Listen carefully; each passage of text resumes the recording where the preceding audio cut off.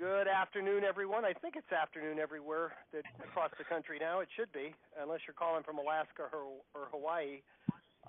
Today is Wednesday, January 6th, 2016, and this is our fifth role play call.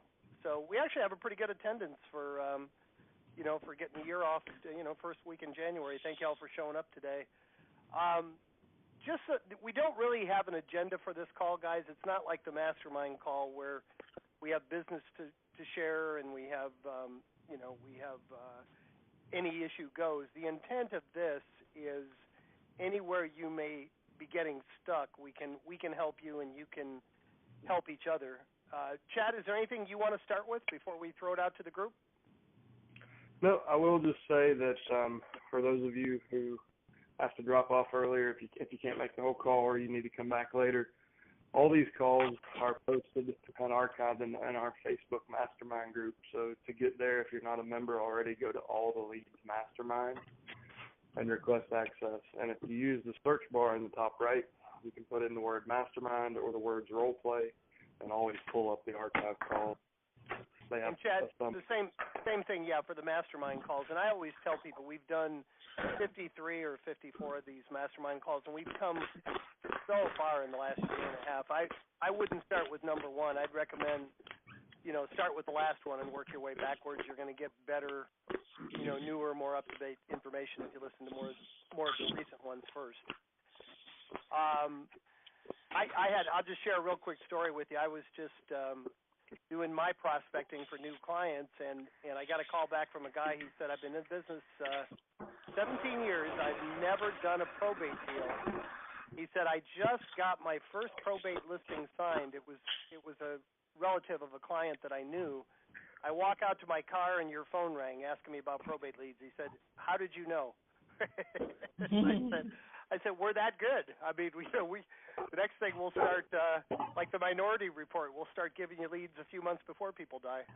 So I just thought, I thought that was a funny story. Anybody I know we got Bud, who's had some remarkable success stories in a very short period of time, but, and Bud, I always pick on you if nobody else is volunteering, but and I know a lot of you are brand new, so you may not know yet what you don't know, but is there anything specific that any of you need help with? Hey, can I say something? This is Bud. Yeah, Bud. Well, here's the experience of the week. My first suite probate was supposed to close today, and I found the title company and the attorney, the probate attorney, kind of goofing off. And the probate attorney was kind of blaming everybody in the world, and I reminded him that 3 weeks ago I sent him the full information package and told him we had it sold, et cetera, et cetera. He had a 15-minute email he had to write to the title company to clear the inheritance tax aspect of this so they could close. But he just was goofing around and never got it done. But it's the first time I really had a dialogue with an attorney on one of these, and he does a lot of them every month. It's going to turn into a good deal. But I swore after this one that as soon as I get a listing signed up, I'm taking one copy to the attorney and another copy to our local title company to start a title search.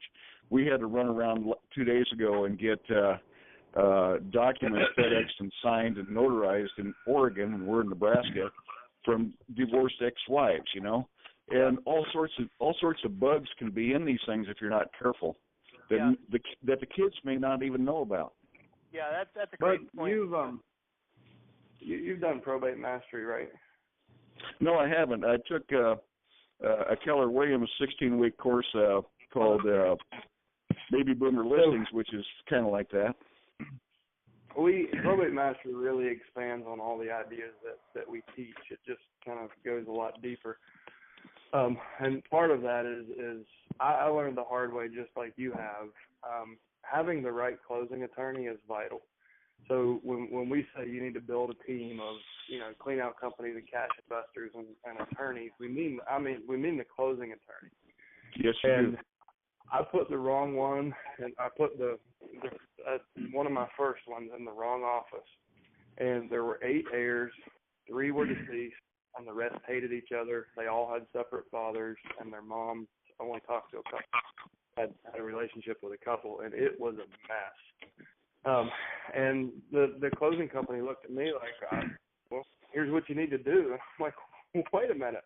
I did what I was supposed to do. So that taught me a valuable lesson. So make sure, and then when you're thinking about what your closing attorney is, I tell everybody, I would say that I'll say 2 out of 100 will probably have title issues. And another thing we teach in Master is really flushing out, by asking good questions, flushing out some of those possible red flags that I know of, I know could be a problem. But when you choose your closing attorney, you want to think of, the number one thing you want to know is that they will drive your deal forward regardless. So no matter how messy the title is or how ugly an heir gets, they will push the seller, they will push the heirs, they will push the probate attorney if needed, and make sure that deal gets done.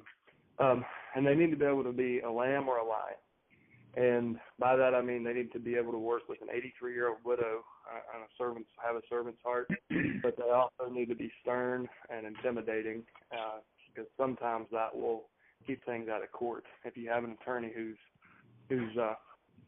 well written and can write scary letters, a lot of times that will head off problems and people just fold.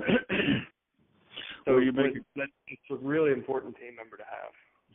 Well, that makes a good point, Chad. And hey, by the way, when is the next mastery class if I wanted to sign up?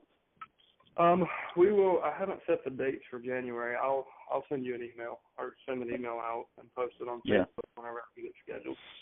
Yeah, I need to take it. Yeah. Bud, I'll probably be calling on you again, but is there anybody other than Bud, are there people on this call that have actually picked up the phone and started making calls? Anybody want to volunteer? And if so, what kind of conversations are you having? Anyone? Wow, Bud, I think we got 19 new people and you.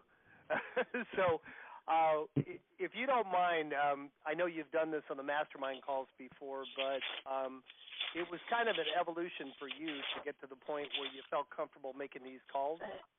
Would you recap that process for the people and tell them how you handled it? Well, I'm going to assume there's some people out there that are probably Keller Williams, and they might have been through the BOLD program, which is a good crash boot camp course on how to pick up the phone and dial it. And that helped a lot. But it turns out that these calls are way, way easier to call than expireds and cancels and FSBOs. I just received my 4th list, so I'd like to consider myself new because I've got a lot to learn yet. But, basically in the first 2 or 3 months, I think I spent 9 hours on the phone and talked to 130 probates. Or no, I 9 hours on the phone. I tried to reach 130, reached 48, and got one contract for $257 at 7%. So I just have to get back. I've been remiss through the holidays, but now I'm ready to get back on the phone. I was very hesitant about calling people up during the holidays and reminding them that they had a dead relative, so I kind of put that off. Now, Bud, was it you or was it another agent that had the $6 million and the $2 million listing? I think I always confuse you. Oh, that's that guy down in Arkansas, right? That's me. That's Roger Lacey. Okay. Yeah, that's me. Roger, you on? Roger, you on here?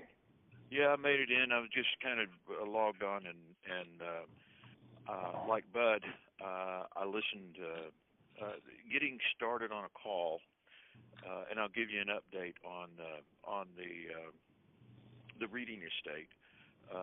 But yesterday I sat there and I said, I am going to sequester myself. I'm going to get away from everything, close the door, and just marry this phone and get it up there. Made 2 calls. I'm stutter stepping and everything else. So I went back online and I listened to one of Bud's calls on the that's recorded on the attachments in there, and listened to Chad's calls. And I started saying the challenge that I'm having is getting started. That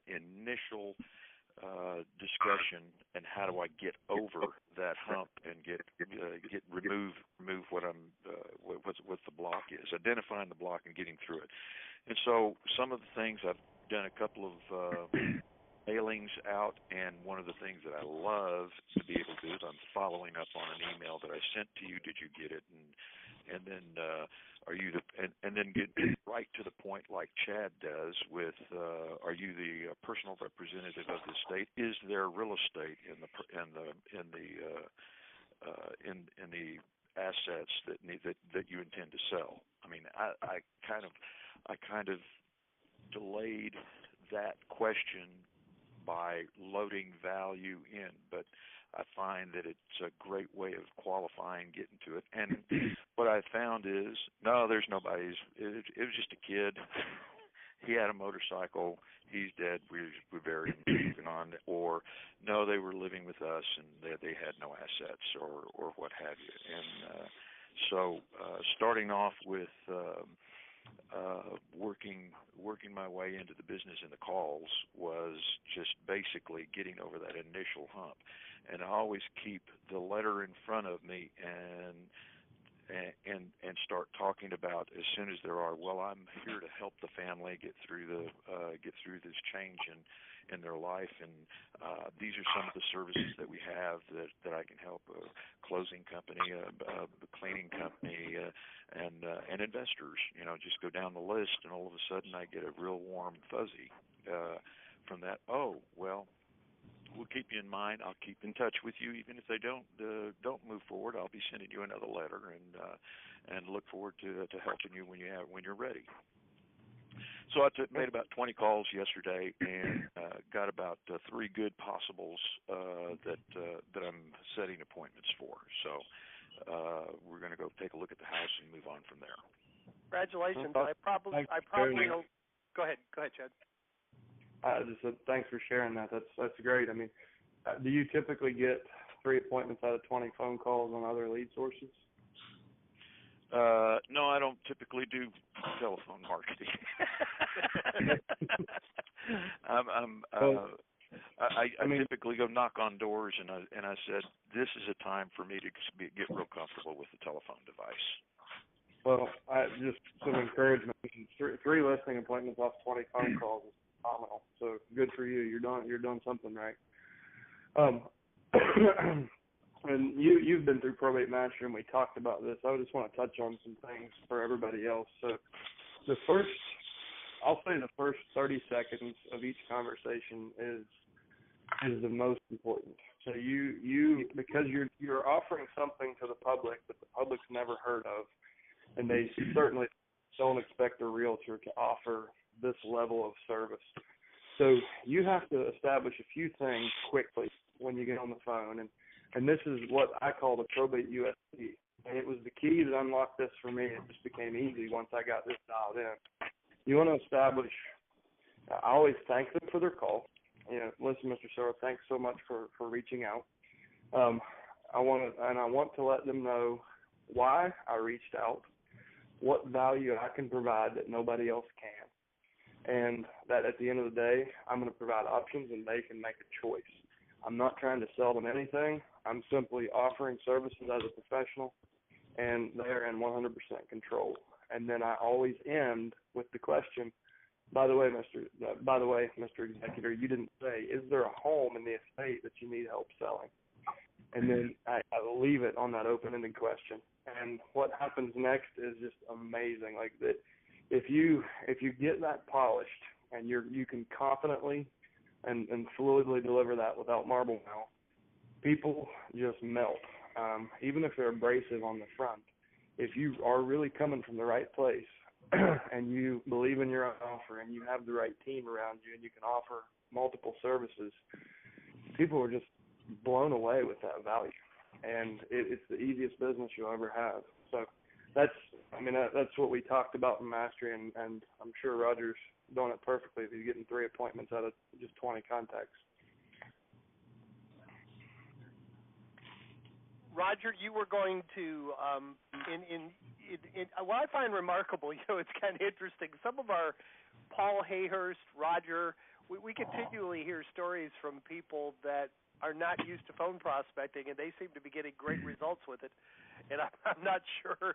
I suspect the ones that do prospect maybe don't come on the call because you would think people that are used to prospecting would get even better results. But Roger, you were going to real quickly, and we're curious, and I'm probably going to ask you to come on the mastermind call tomorrow and repeat that story. But what's the update on the multi-million-dollar listings? Are you getting closer? Yeah, I've got my stuff. There's two things that's happened. Number one, I replayed the call, and I heard for the second time your suggestion of looking around. Maybe there's other properties around that 200 acres that may be available for sale. And so the second time I said, "Oh, that's what he meant," and I knew what you said at the call during the context of the call. So I started looking at the GIS on and started looking, and there's probably another 200 acres that's owned by a local bank that I have sold some of their REOs in the past. So I picked up the phone and called those folks. And I said, is that property still available? Do you still have it listed with Colliers and yada, yada, yada? And my contact said, I'll have somebody call you. 2 days later, I got a call from the guy in Little Rock for their commercial properties or their properties. And he called me and said, when I'm in Fayetteville, we'll sit down and talk about it. Just so happens that that listing has expired. and the experience that we've had with you in our bank is I've been strongly encouraged to give you a call about that. And let's wait till after Christmas and New Year's, and when we get up there, we'll find a time to sit down and talk about it. Phenomenal. So there's another possible 200 acres. And this just started with a contact with a probate attorney that you reached out to? Yes, I didn't know about the property. Actually, I called before the mailing. I mailed the first mail and called back a second time after the mailing, and then they had this estate come up, and then they called me and said, we want you to come over here and talk to us about this. And the city of Fayetteville just fell off. They fell off the map. They didn't want to talk to me because I'm talking to the family. Yeah.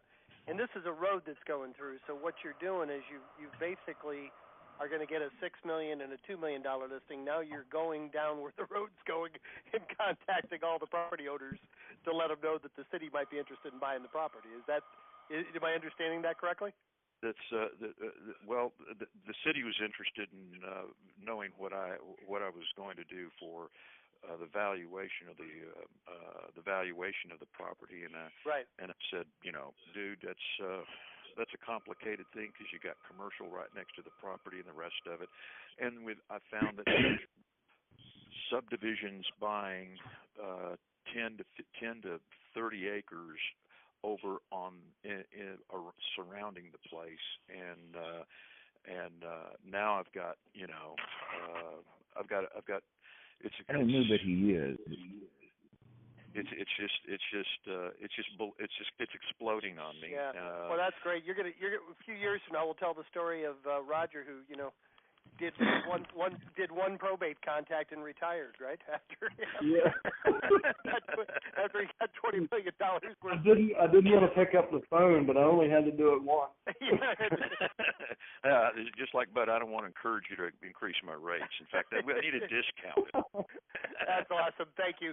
Hey, guys, there's about 25 of you on the call. Great turnout, and I do realize that a lot of you are brand new.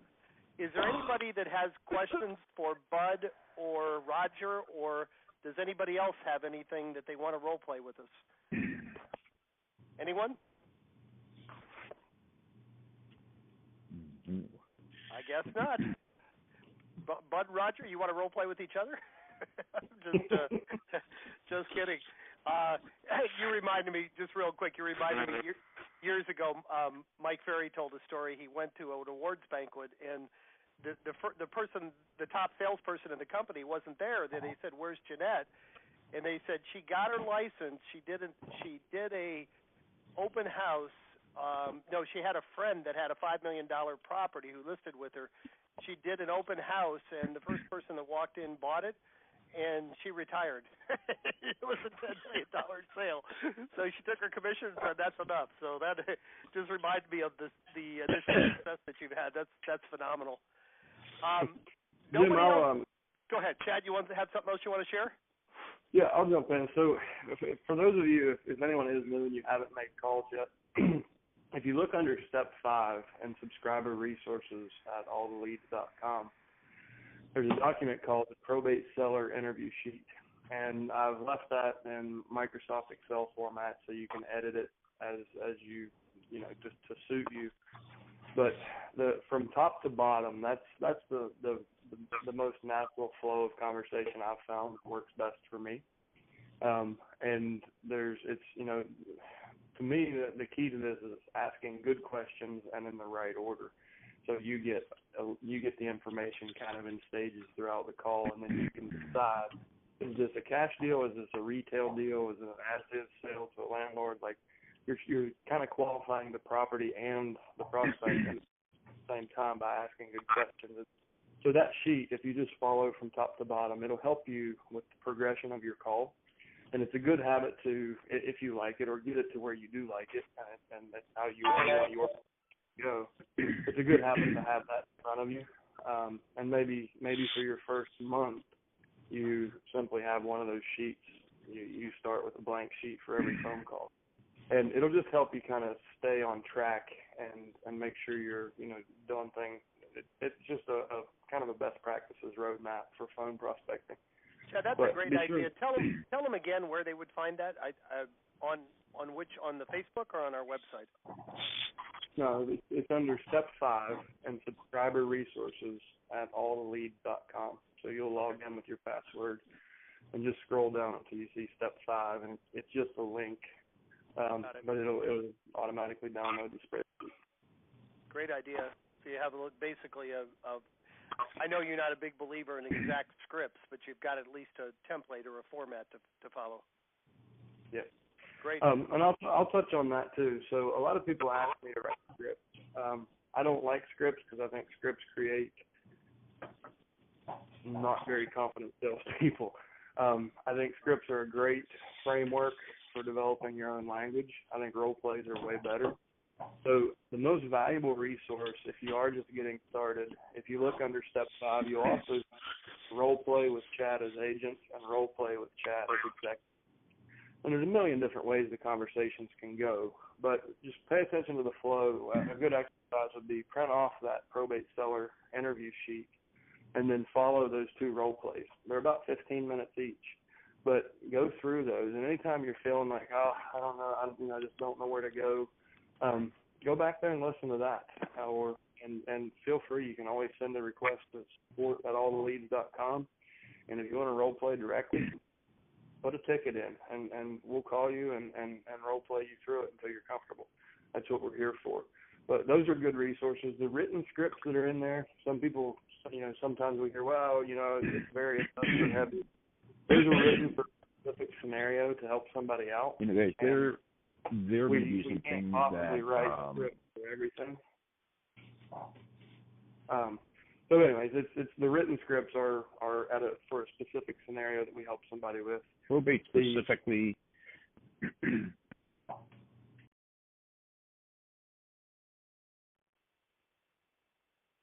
Chad, some background noise, so I muted everybody out just so you could finish. Go ahead. But anyways, just to wrap up, the recorded calls are a better generic resource for the language that most people use and what's worked best for us, not necessarily the written scripts that you see in the resources.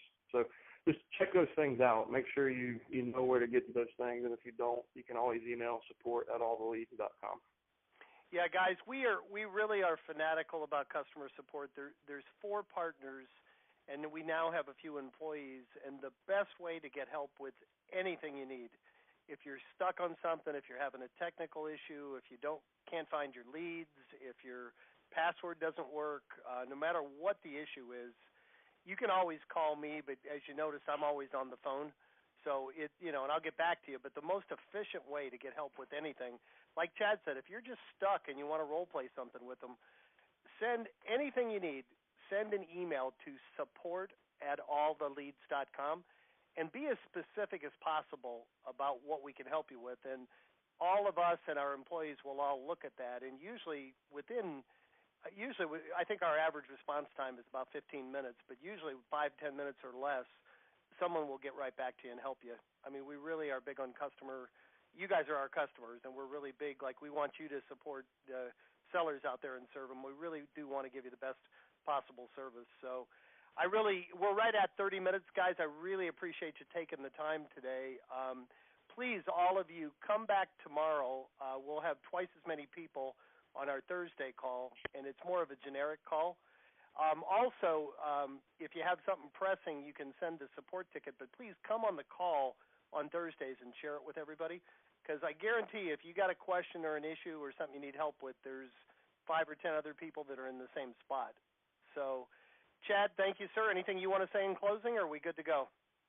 No, thanks for everybody coming out, and if you think of anything after the call, use that email address and reach out. We'll be glad to help you anytime.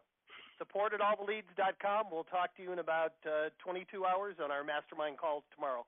Thank you, guys. Have a great day. Thanks for coming.